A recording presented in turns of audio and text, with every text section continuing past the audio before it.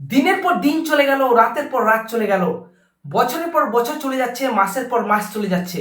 আমরা এখনো একে অপরকে মিথ্যা আরোপ করতে ব্যস্ত। আমরা এখনো একে অপরের থেকে কিভাবে উপরে উঠবো সেটা নিয়ে আমরা ব্যস্ত। আমরা এখনো মানুষের নামে মিথ্যা আরোপ করি। আমরা এখনো জোরপূর্বক কারো জায়গা, কারো জমি দখল করে নিই। আমরা জোরপূর্বক যারা আমার থেকে নিচু, যারা আমাদের থেকে একটু দুর্বল প্রকৃতির, তাদের উপর আমরা অত্যাচার করি। আমরা তাদেরকে ভুল বুঝিয়ে তাদের ভোট গ্রহণ করি। এই তো আমাদের নীতি। আর নিজেকে আপনি ইসলাম দাবি করেন, আপনি জুম্মার দিনে সলাত আদায় করেন, অথচ 5 ওয়াক্ত সলাত আপনার ভিতরে নেই।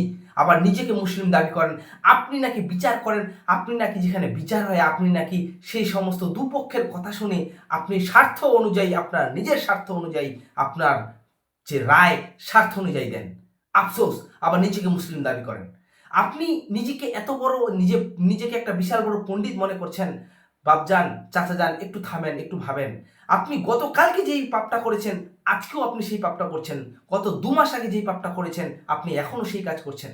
আপনি সোশ্যাল মিডিয়াকে এমনভাবে ব্যবহার করছেন যেটা ইসলাম এমন কোনো কাজ করতে বলেনি যার জন্য আপনি পরকাল হারাবেন, আর আপনি সেই কাজটাই করছেন। আপনি কি করছেন? আপনি নগ্ন ছবি দেখছেন, আপনি গান বাজনা দেখছেন। যেই গান বাজনা ইসলাম স্পষ্টভাবে হারাম, তুমি কি করে একটা গান বাজনা দেখতে পারো? তুমি শুধু দেখছো তা নয়, তুমি তো দেখছো তার সাথে মানুষের কাছেও শেয়ার করে দিচ্ছ। ভাবতে পারো, নিজের মনকে তুমি এত কঠিন বানিয়ে নিয়েছো যে নিজে তো পাপ করছো, আবার মানুষের কাছে শেয়ার করে দিচ্ছ যে দেখো তুমিও পাপ করো। আপনি কি মনে করেছেন আপনি যদি নিজে পাপ করতেন, আল্লাহর কাছে মাপ চাইতেন, আল্লাহ মাফ করে দিবে? কিন্তু আপনি যে মানুষকে শেখাচ্ছেন, আপনি যে মানুষকে একটা পাপের দাওয়াত দিচ্ছেন, এটার হিসাব আপনি কি করে দিবেন? একটা কথা মনে রাখবেন, ইন্তেকাল আপনারও হবে, ইন্তেকাল আমারও হবে, ইন্তেকাল আমাদের দুনিয়ার সবারই হবে।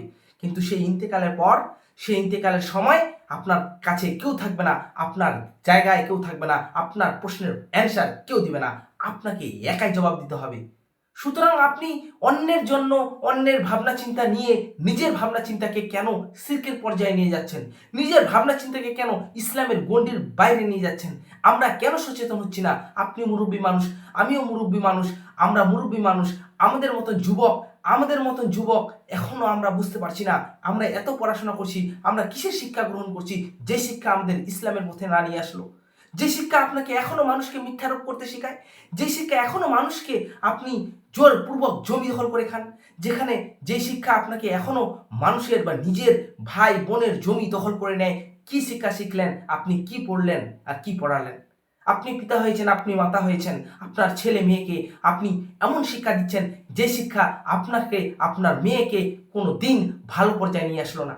আপনার মেয়েকে আপনি খোলা ছেড়ে দিয়েছেন, নাই কোনো পর্দা, নাই কোনো কিছু, অযথা হা হা করে ঘুরে বেড়াচ্ছে, গোটা গ্রাম গোটা শহর হা হা করে ঘুরে বেড়াচ্ছে। এই যে আপনার মেয়ে যে ঘুরে বেড়াচ্ছে, আর আপনার মেয়ের জন্য যে অন্যান্য সমস্ত ছেলে বুড়া সবাই, তারা যে একটা লোভনীয় বিষয় পাচ্ছে, এটা আপনার পরিণতির ফল হবে জাহান্নাম। আপনি কি মনে করেছেন? আপনি নিজেকে মনে করেছেন যে আমি 5 ওয়াক্ত নামাজ পড়বো, 5 ওয়াক্ত সালাত আদায় করবো, আর নিজের ছেলে মেয়ে ইসলামের বাইরে থাকবে। এটা আপনার ভাবনা চিন্তা ভুল থাকবে। আপনি সচেতন হন। আপনার সচেতন অত্যন্ত জরুরি। কারণ আজকে আপনি যদি সচেতন না হন, তাহলে আপনার ছেলে মেয়ে কী করে সচেতন হবে? আপনার পাড়া প্রতিবেশী সচেতন কী করে হবে? আপনার আত্মীয় স্বজন সচেতন কী করে হবে? আপনাকে দেখে মানুষ শিখবে, আপনাকে দেখে আমরা শিখব। নিজেকে সচেতন হতে হবে, পড়তে হবে, পড়াশোনা করতে হবে, মানুষের কাছে কোরআনের দাওয়াত, মানুষের কাছে ইসলামের দাওয়াত পৌঁছাতে হবে। এটা আপনারা আমার লক্ষ্য হওয়া উচিত। আর আমরা কি করছি? আমরা সোশ্যাল মিডিয়াকে মানুষের কাছে এমনভাবে ছড়িয়ে দিচ্ছি যেখানে নগ্ন ছবি মানুষের কাছে ঘরে ঘরে পৌঁছে যাচ্ছে। আফসোস, এর জবাব কিন্তু আপনাকে আর আমাকে দিতে হবে। প্রিয় দর্শক, আজকে এতটুকুই। যদি আমরা সঠিকভাবে সঠিক সময়ে নিজের আমলটাকে বুঝতে পারি, নিজের বুদ্ধিটাকে কাজে লাগাতে পারি, ইনশাআল্লাহ আমাদের জন্য জান্নাত রয়েছে। সবাই ভালো থাকবেন। আশা করি আপনারা বুঝতে পেরেছেন, কারণ যা হবে স্পষ্ট হবে।